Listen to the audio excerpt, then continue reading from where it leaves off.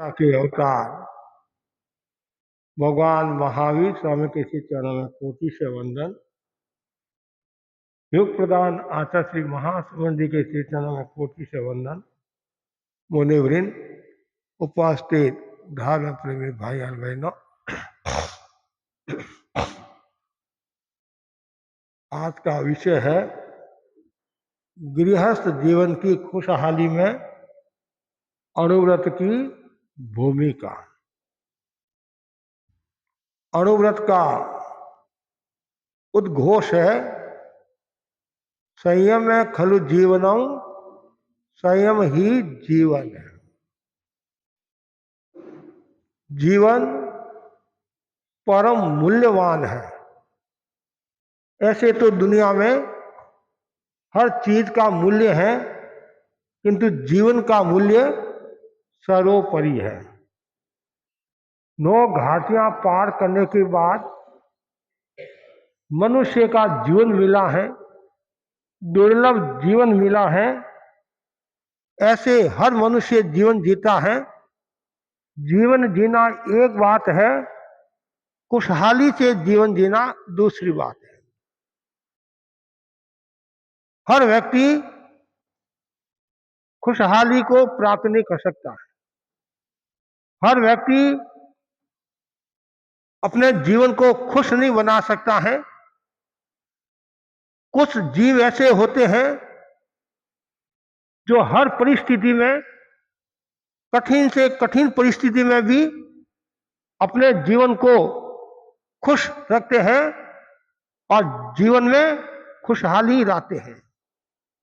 जीवन में खुशहाली वही व्यक्ति ला सकता है जिसके जीवन में संयम हो। संयम मनुष्य जीवन की श्रेष्ठता का आधार है। जिसके जीवन में जितना ज्यादा संयम होगा उतना ही वह शक्तिशाली होगा, उतना ही वह पावरफुल होगा और उतना ही वह जीवन को खुश रख पाएगा। अणुव्रत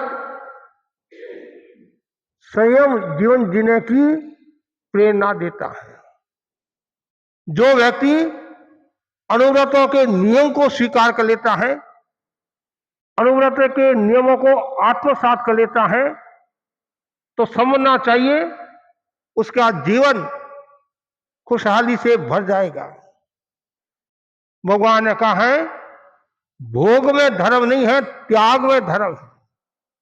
जितना जितना व्यक्ति त्याग करेगा, जितना जितना संयम का विकास करेगा, उतना ही वह जीवन को खुश रख पाएगा। एक समय था, अणुव्रत के 84 नियम थे। आज तो मात्र 11 नियम है। उनमें से कुछ नियमों को भी यदि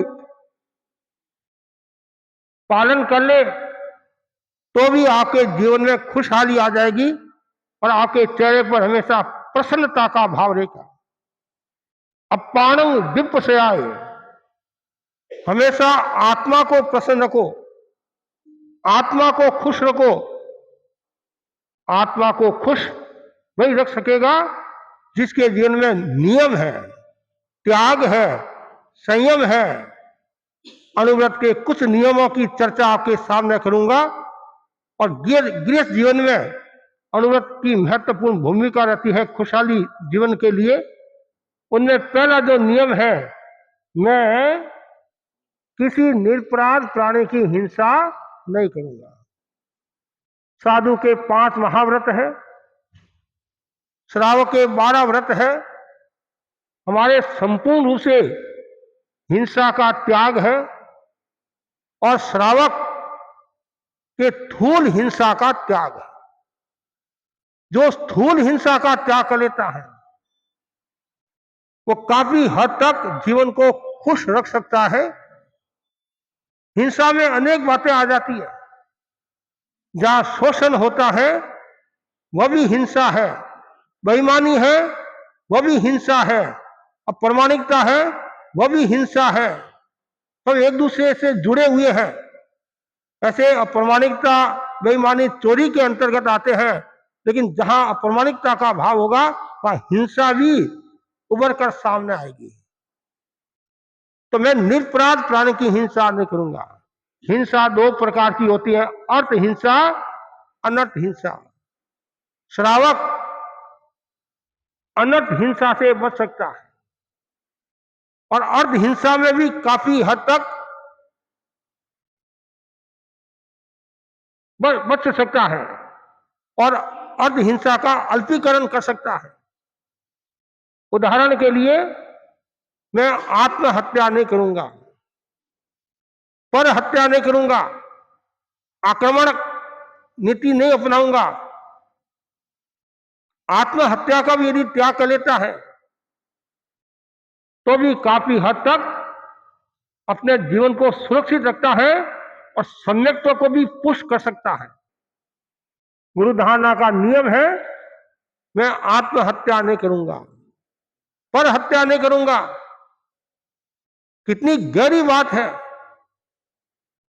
मन से, वचन से, काया से कभी भी मन में यह भावना नहीं आनी चाहिए कि मैं आत्महत्या कर लूं। मैं घर से दुखी हो गया हूं, परिवार से दुखी हो गया हूं, शरीर से दुखी हो गया हूं, समाज से दुखी हो गया हूं, इसलिए आत्महत्या करूं और आगे मेरा जीवन खुशहाली से भर जाएगा।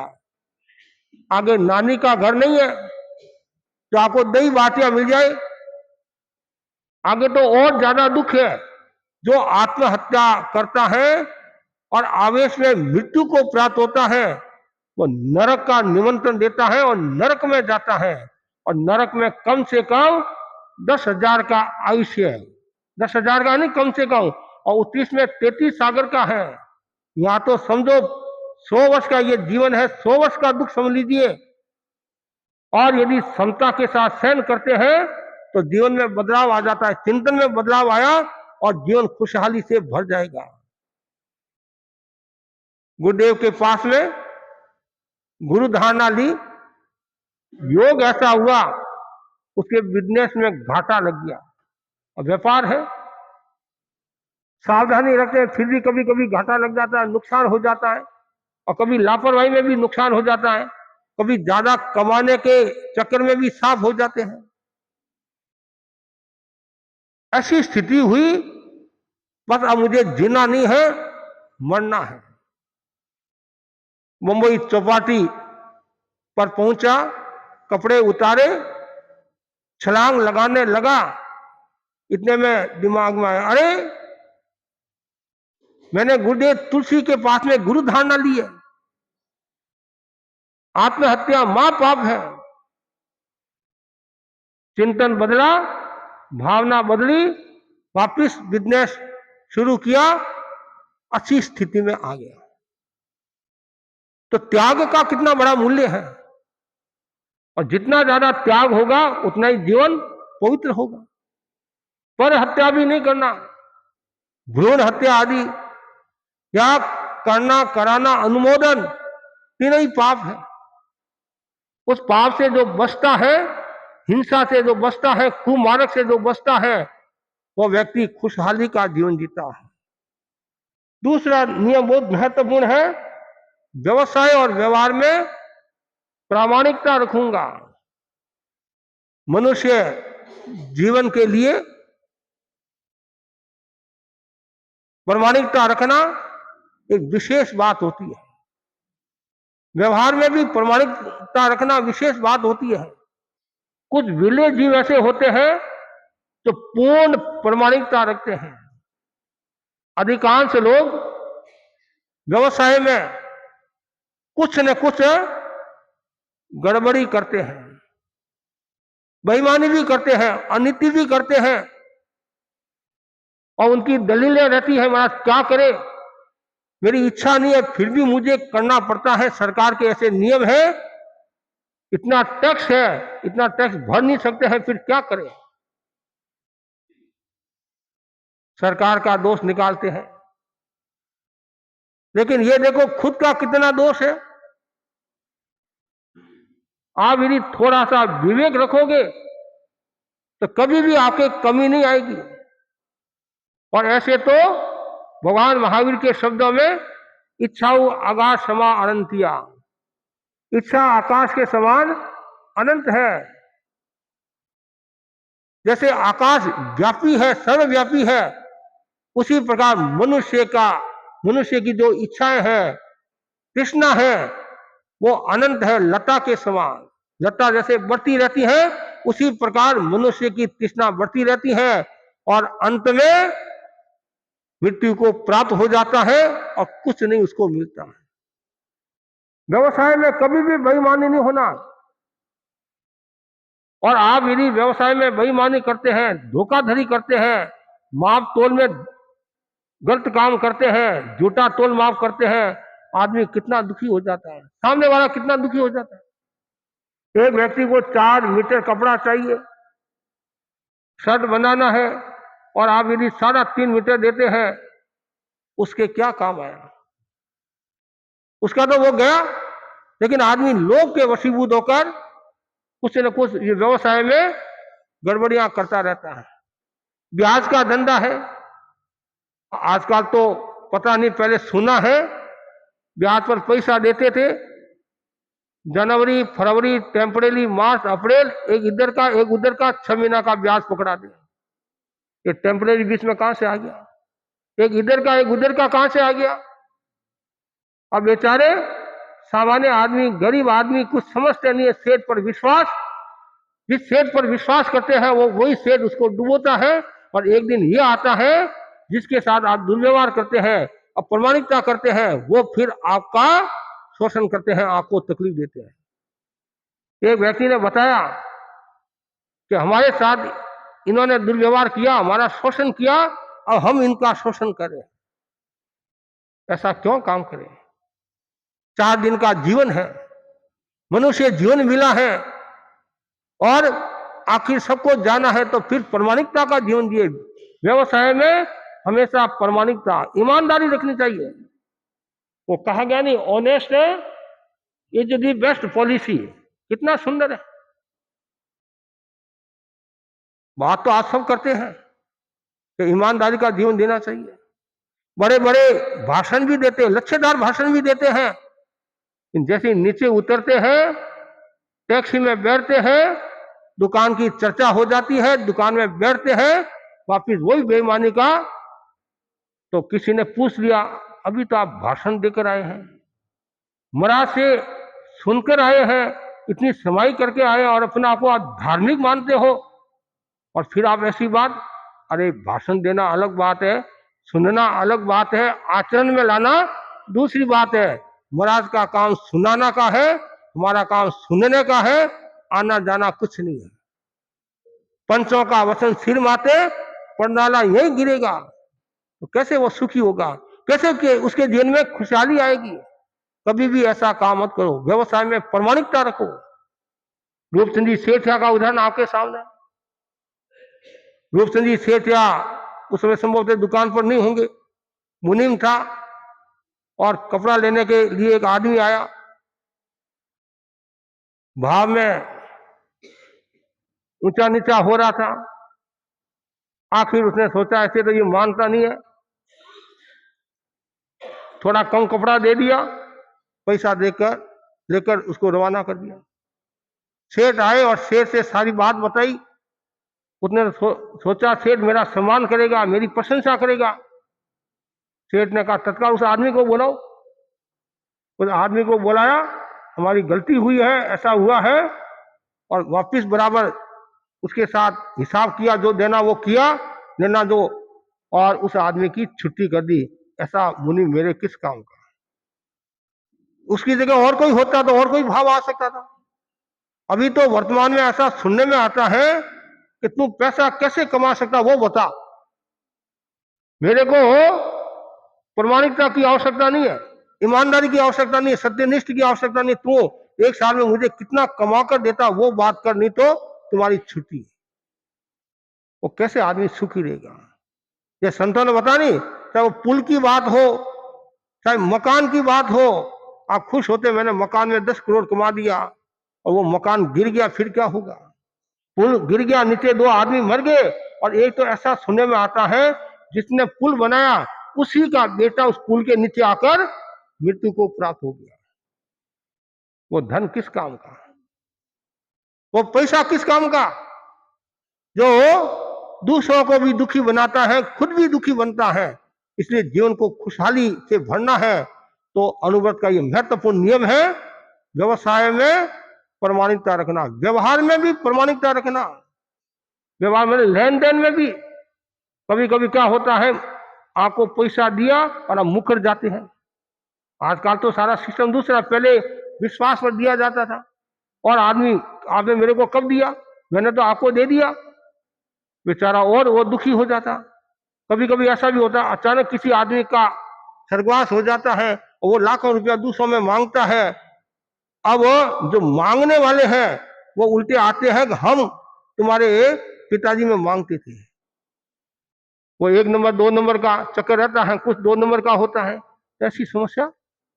वचन की प्रामाणिकता जरूरी है, व्यवहार की प्रामाणिकता जरूरी है, मन की प्रामाणिकता जरूरी है और मन की व्यवहारिकता जरूरी है। व्यवहार हमारा बहुत कुशल होना चाहिए, मृदु व्यवहार, प्रामाणिक व्यवहार, ये आत्मा को उज्जवल बनाने वाले हैं। जितना आपका मृदु व्यवहार होगा उतना ही आपका जीवन अच्छा होगा।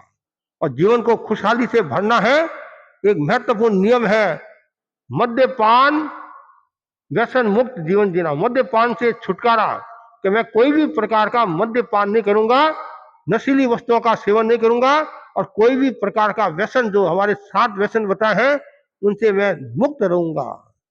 व्यसन का मतलब क्या है? पीड़ा, कष्ट देना। आप चोरी करते हैं वो भी व्यसन है, शिकार करते हैं वो भी व्यसन है, मांस मदिरा का सेवन करते हैं वो भी व्यसन है, पर स्त्री गमन, वेश्या गमन, जुआ खेलना, ये सब व्यसन है। जुआ मुआ कहते नहीं, जो सट्टा खेलता है कितना दुखी हो जाता है। कभी कभी हम सुनते, महाराज ऐसी स्थिति हो गई है, बेटे ने डुबो दिया और आज हमारे सगे संबंधी भी मेरे को कोई पूछता नहीं है, जो डाउन हो गया। वर्षों की कमाई एक क्षण में गंवा दी। कहते नहीं, क्षण भर की गफलत, जिंदगी भर की कैद। बहुत सावधानी रखो, व्यवहार में कभी कमी नहीं आनी चाहिए। चाहे भैंसा का उदाहरण ले लो आप, ये लोग व्यवहार के आधार पर जीते थे। एक मूछ का बाल, कहते नहीं, पर एक बाल दे दिया, कौन ये है, लाख रुपया ले जाओ, 5 लाख रुपया ले जाओ। अब बोलो आप, सारा खेल व्यवहार पर होता था। और आज लोग डरते हैं कि मैं इसको दे रहा हूं, वापिस आएगा कि नहीं आएगा। यदि खुशहाली से जीवन जीना है तो ये कोई प्रकार का नशा नहीं करना और व्यसन नहीं रखना। नशा नाश का द्वार है। नशा से धन भी जाता है, धर्म भी जाता है, और नशा के कारण, सुरा वेश्या के कारण राजा रजवाड़े भी साफ हो गए। जिन घरों में पत्थर तीरते थे, जिन घरों में सैकड़ों सैकड़ों लोग बैठे रहते थे, आज उन घरों में कोई बैठने वाला नहीं है, कोई पूछने वाला नहीं है, खाली हो गया। खाली को कोई नहीं पूछता है, भरे हुए को सब पूछते हैं और भरे हुए को सब भरते हैं। तत्व की भाषा में खाली जो होता है वो मोक्ष को जाता है। संसार की भाषा में कि कोई खाली होता है उसको कोई नहीं पूछता है। आप कहेंगे ये कैसे? खाली, जो राग देश से खाली हो गया, कषाय से खाली हो गया, जिसके पास में कोई प्रकार का कषाय नहीं है, राग देश नहीं है, पूर्ण खाली हो गया, कर्मों का क्षय कर दिया, मोक्ष चला जाएगा। लेकिन वो खाली आप अभी होना पसंद नहीं करते हैं। महाराज हमारा तो भरा हुआ चाहिए हमारे को, ताकि लोग हमारा मान करे, सम्मान करे, ये करे। ठीक है, संसारी जीवों के लिए वो हो सकता है, लेकिन कोई प्रकार का नशा नहीं हो, ये ध्यान रखना। यदि परिवारों में भी यदि नशा है तो कोशिश करो, धीरे धीरे उनको समझाओ कि हम जैन हैं, तेरापंथी है, भगवान महावीर का हमें शासन मिला है, जिन शासन मिला है, तेरापन धर्म संघ मिला है, दुर्लभ मानव जीवन मिला है। यदि हम ऐसा नशा करेंगे तो तन भी खराब, मन भी खराब, और एक शब्द में यदि कहो तो सामाजिक बुराई और धार्मिकता से व्यक्ति दूर हो जाता है। कुछ लोग क्यों नहीं आते महाराज के? इसका एक बड़ा कारण है कि जो नशा करते हैं, कुछ ऐसे लोग भी वो नशे के कारण नहीं आते हैं, कि उनको डर लगता है, मुंह भरा हुआ रहता है, गुटखा से मुंह भरा हुआ रहता है, कभी कभी तो ऐसी स्थिति होती है बोल भी नहीं पाता है, और कभी कभी ऐसा भी सुनने में आता, देखने में वो भाग भी ऐसे नहीं, वो छोटा हो जाता है, ऐसे छोटा हो जाता है। अब बोलो आप, फिर भी नहीं छोड़ते हैं, डॉक्टर चेतावनी देता कैंसर, ठीक है कैंसर हो जाएगा और क्या, मरना तो है ही है, मरना तो है ही है, तो क्यों छोड़े। आज कैंसर हुआ तो 6 महीना में मर जाएंगे, और तो क्या होगा, और क्या होगा, ठीक है 10 साल जीने वाले थे, कोई बात नहीं, 1 साल में मर जाएंगे, आगे और जीवन मिल जाएगा। ये एक अवधारणा, इससे जीवन खुश नहीं रहता है, प्रसन्न नहीं रहता है। ये तो ऐसा माहौल बनाओ। अभी गुरुदेव की सन्निधि में मुंबई के अंदर बहुत बड़ा एक कार्यक्रम हुआ नशा मुक्त का। कलकत्ता वासियों को भी मैं कहना चाहूंगा, अनुरोध समिति को भी मैं कहना चाहूंगा कि ऐसा एक माहौल बनाओ कि ड्रग्स घरों में प्रवेश नहीं करे, नशा घरों में प्रवेश नहीं करे। ये जो पान बेचने वाले होते हैं, पहले क्या करते हैं, पान में थोड़ा वो मिलाते, ऐसे मिलाते हैं, फिर वो आदि ऐसे हो जाते हैं, फिर उसको छोड़ नहीं सकते, उनके शरीर में इतनी कमजोरी आ जाती है, उनका जीवन बर्बाद हो जाता है। कल ही मेरे को भाई ने बताया, मेरा क्या जमाना आया, आप ठिकाना से बाहर जाओ रात के समय, और वहां 15-20 लड़कियां बैठी है, सिगरेट पी रही है, और टीचर उनको पढ़ा रहा है। अब बोलो आप, क्या वो देश का भला करेंगे, क्या वो समाज का भला करेंगे, क्या वो अपने जीवन को खुशहाली से भरेंगे। और जो ये पढ़ने के लिए जाते हैं लड़के लड़कियां, और माँ बाप भेजते हैं राजी खुशी, और कुछ तो व्यवस्था से भी भेजते, करे क्या। देखिए ना, ठीक है पढ़ाई के लिए आपको भेजना पड़ता है, लेकिन साथ साथ में उनको ये संस्कार दो कि तुम्हारे जीवन में कोई भी प्रकार की विकृति नहीं आए, नशा मत करना, नॉन वेज से बचना, और दुराचार से बचना। महात्मा गांधी ने आग्रह किया था नहीं कि मुझे विदेश जाना है, मां की इच्छा नहीं थी, लेकिन ज्यादा आग्रह किया तो जैन मुनि के पास में लेकर गई, और 3 नियम दिलाए, उनको जाना था, 3 नियम दिलाए, वो गए, फिर वो अपनी जीवनी में लिखते हैं, इन 3 नियमों के कारण में बच गया। अब बोलो आप, ऐसे एक नहीं अनेक उदाहरण है जिनके जीवन में नशे का त्याग होता है, वो अपनी संपदा को सुरक्षित रखता है, अपने आभा मंडल को पवित्र बनाता है, और चेहरे का ओज एक अलग ही होता है। नशे का त्याग, जो चरित्रवान होता है, एक आप साधु का जीवन देखो, एक गृहस्थ का जीवन देखो, रात दिन का अंतर होगा। साधु के चेहरे पर प्राय हमेशा प्रसन्नता का भाव रहेगा, खुशहाली रहेगी, कि मेरा आज कुछ खाते भी नहीं हो तो खुशहाली कैसे। जब राजा सैनिक ने बुद्ध से पूछा कि आपके साधु लुका सुका खाते हैं, फिर भी इतना ओज कैसे, इतनी साधना कैसे, इतना चेहरा पवित्र कैसे, और मेरे जो बच्चे हैं रोजाना माल खाते हैं तो भी उनका चेहरा मुरझाया हुआ है।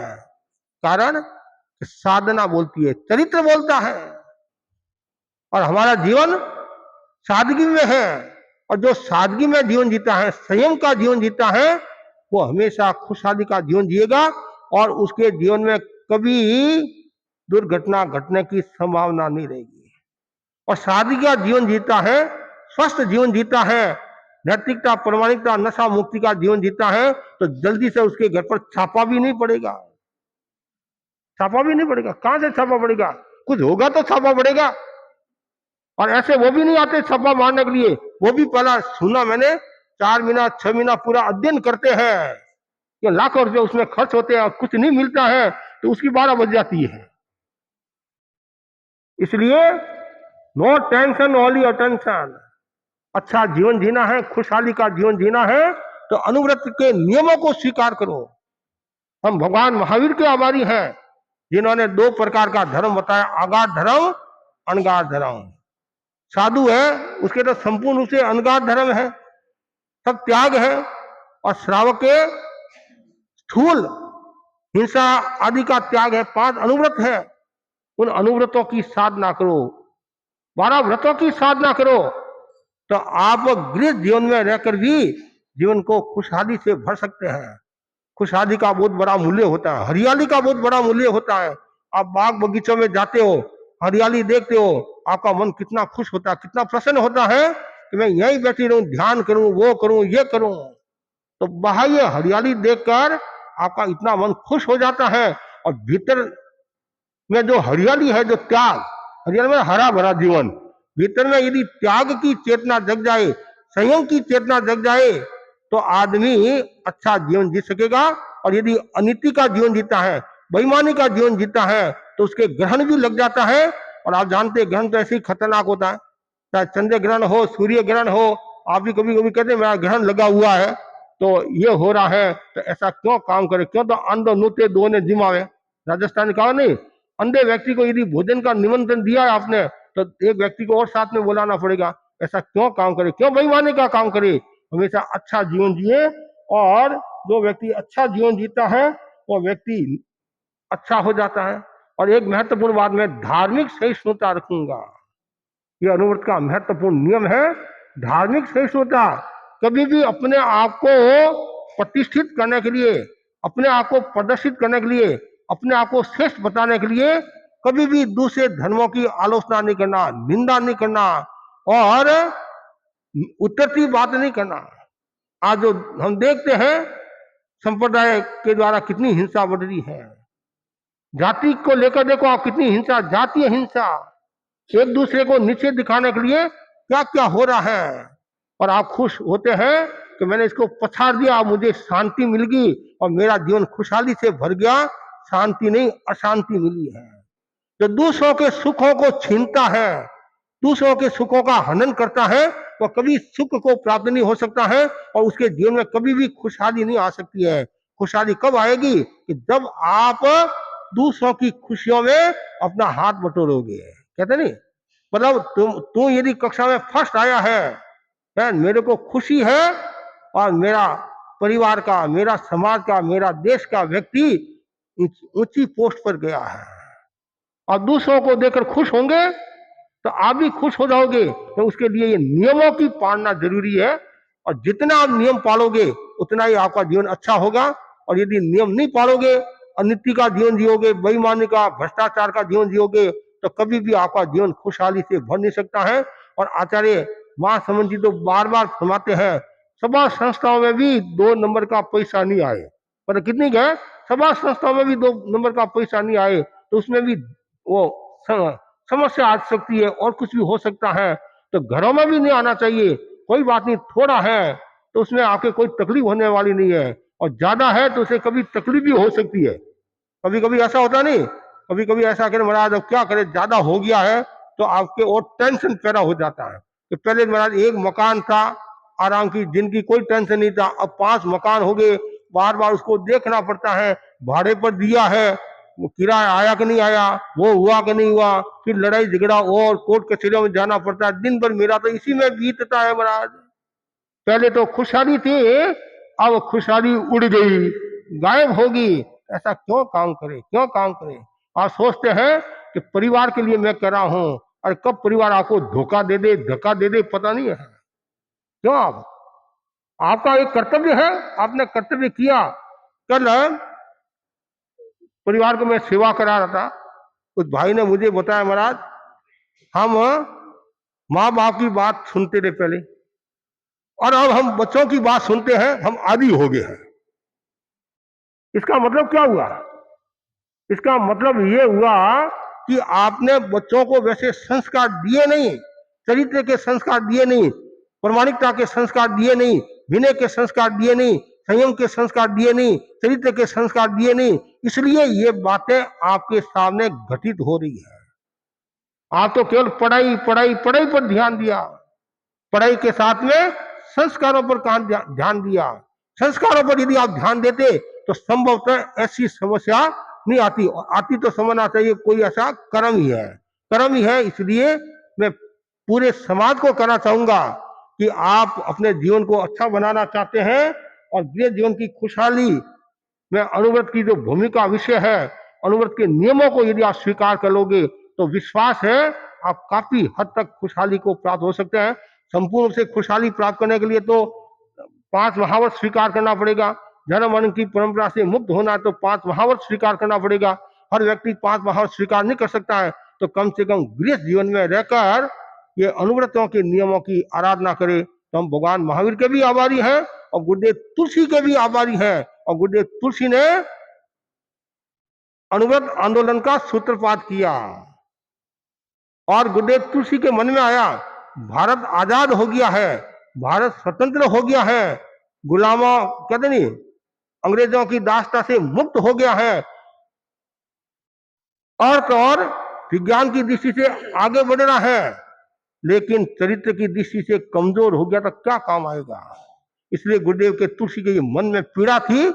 उन्होंने चारित्रिक शुद्धि और नैतिकता के विकास के लिए अनुव्रत आंदोलन का सूत्रपात किया और उस अनुव्रत को 75 साल पूरे हो रहे हैं और अनुव्रत अमृत महोत्सव के रूप में मनाया जा रहा है। और कल गुरुदेव का 110वां जन्म दिवस है, जो अनुव्रत दिवस के रूप में मनाया जाता है। और गुरुदेव महासमंद जी का विशेष आह्वान है कि कल के दिन ज्यादा से ज्यादा भाई बहन उपवास करें। और मैं आपको कहना चाहता हूं, उपवास के साथ में ये जो 11 नियम है, पहले तो मैं ये बात कहूंगा, सब साधु बनने की भावना, भाई साधु नहीं बन सकते हैं तो फिर श्रावक के अनुव्रत के नियमों को स्वीकार करें, जिससे आपका जीवन बहुत हल्का हो जाएगा, जीवन पवित्र हो जाएगा। और अब एक अवस्था आने के बाद में व्यक्ति को चिंतन भी बदलना चाहिए। और अब मैंने खूब किया, अब तो मैं मेरे जीवन को अच्छा बनाऊं और त्याग तपस्या के द्वारा जीवन को पवित्र बनाऊं, इसी आशा के साथ ओम आ रहा हूं।